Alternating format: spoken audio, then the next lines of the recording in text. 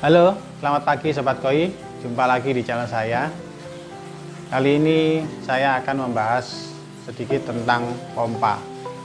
Jadi, kolam yang berada di rumah kita biasanya dan pasti menggunakan pompa. Banyak berbagai macam pompa yang dijual di tempat-tempat penjual ikan, dan kapasitasnya juga bermacam-macam. Yang penting menurut saya, tolong sediakan pompa yang sesuai dengan kapasitas kolam koi kita di rumah. Yang pertama, pompa jika terlalu kecil, filtrasinya nggak akan maksimal. Yang kedua, pompa jika terlalu besar pasti akan mengalami tekor pada saat pompa itu disirkulasi oleh pompa. Jadi pilihlah pompa yang sesuai dengan kapasitas air dalam kolam koi kita. Sering kita melihat kolam yang pompanya cukup kecil, airnya cuman gemericik, bukan gembrojok. Apa yang terjadi? Air tidak terfilter maksimal ke dalam chamber yang ada di kolam koi kita. Akhirnya amoniak yang ada di kolam tetap berada di kolam dan tidak terfilter. Ikan-ikan koi kita menjadi stres karena terjangkiti oleh jamur, kemudian parasit, kemudian karena stres, kemudian akan dijangkiti oleh kutu. Ada kutu jangkar, ada kutu yang kura-kura itu ya. Yang kedua, kita sering melihat kalau kita memberi makan ikan koi, kita pasti senang. Makanan yang kita berikan ke ikan koi dimakan oleh ikan koi kita dengan lahap. Tapi jangan lupa Sobat Koi, sisa-sisa makanan itu harus benar-benar terfilter semua. Jika ada sisa, otomatis makanan yang kita berikan ke ikan koi tadi, ikan koi kita akan mengeluarkan kotoran, dan kotoran itu harus terfilter ke chamber yang sudah kita sediakan di kolam kita. Jika tidak terfilter, apa yang terjadi? Jamur, parasit, kutu, ikan jadi stres, akhirnya akan jadi mati. Berikutnya ada beberapa pertanyaan, kenapa kolam koi saya kok berbuih? Salah satu contohnya adalah pompanya tidak mencukupi untuk memfiltrasi air yang ada di dalam kolam koi kita. Jadi air kotoran berputar, tetapi kita tidak bisa memfilter secara maksimal di dalam chamber kita. Satu-satunya cara adalah yang pertama, sediakan pompa. Jangan takut kalau pompanya terlalu besar nantinya, tapi kita harus juga sesuaikan dengan ukuran chambernya. Takutnya kalau kita kasih pompa yang besar ternyata malah tekor. Jadi contohnya saya dalam memelihara ikan koi pertama hingga sekarang, itu saya sudah menghabiskan kurang lebih 10 pompa.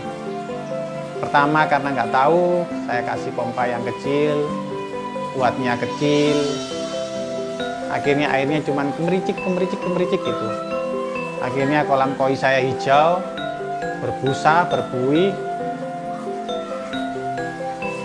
ikannya sering stres, loncat, kemudian mati. Itu sering saya alami pada awal-awal saya memelihara ikan koi. Coba Sobat Koi bayangkan apa yang terjadi jika kotoran itu yang ada di kolam koi kita tidak terfilter dengan baik. Kotoran itu akan menumpuk, sama seperti kalau kita sampah rumah tangga. Apa yang terjadi seandainya sampah-sampah itu tidak kita bersihkan dari lingkungan rumah kita. Pasti akan mengeluarkan bau yang tidak sedap, akhirnya menimbulkan banyak kuman, banyak penyakit. Sama seperti yang ada di kolam koi ini. Jika kita memberikan pompa yang cukup memadai dan cukup untuk memfilter kolam koi kita pasti akan jernih, bersih.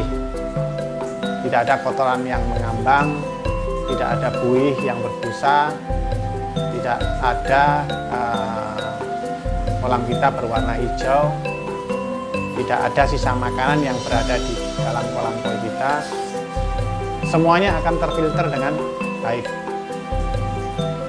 Saya kasih contoh berikut adalah kolam koi dengan pompa yang cukup minim. Saya bukan mengatakan kecil ya sobat koi, cukup minim. Berikut contoh-contohnya.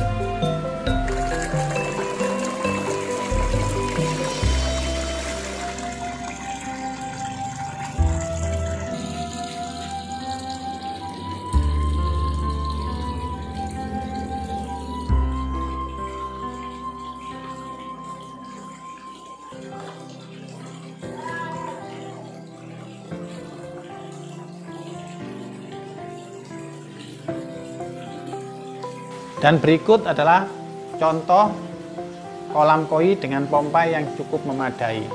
Apa yang terjadi silakan dilihat.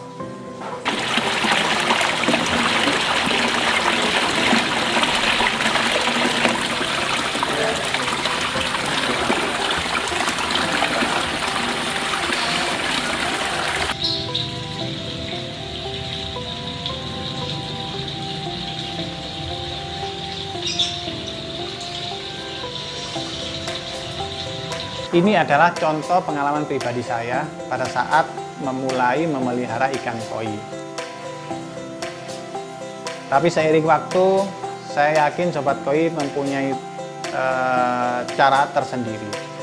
Tetapi saya sarankan pompanya adalah pompa yang kapasitasnya yang sesuai dengan kolam koi kita. Ada orang yang takut membeli pompa karena takut wattnya terlalu besar. Banyak pilihan pompa-pompa yang diperjualbelikan.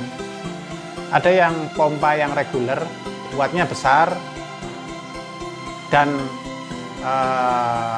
outputnya biasa-biasa aja. Tetapi ada pompa yang memang menyediakan pompa yang wattnya kecil, low watt, tetapi outputnya cukup besar. Pompanya terserah, boleh menggunakan merek apapun. Saya tidak menyarankan harus merek ini, merek itu. Sesuaikan dengan budget bapak dan ibu di rumah. Kalau kita masih bisa beli pompa yang reguler, wattnya besar, outputnya ya sesuai, ya kenapa enggak. Tapi kalau kita mempunyai sedikit rezeki, kita investasi di awal memang agak mahal, tetapi untuk biaya bulanannya listriknya tidak boros. Tergantung pilihan dari bapak ibu di rumah.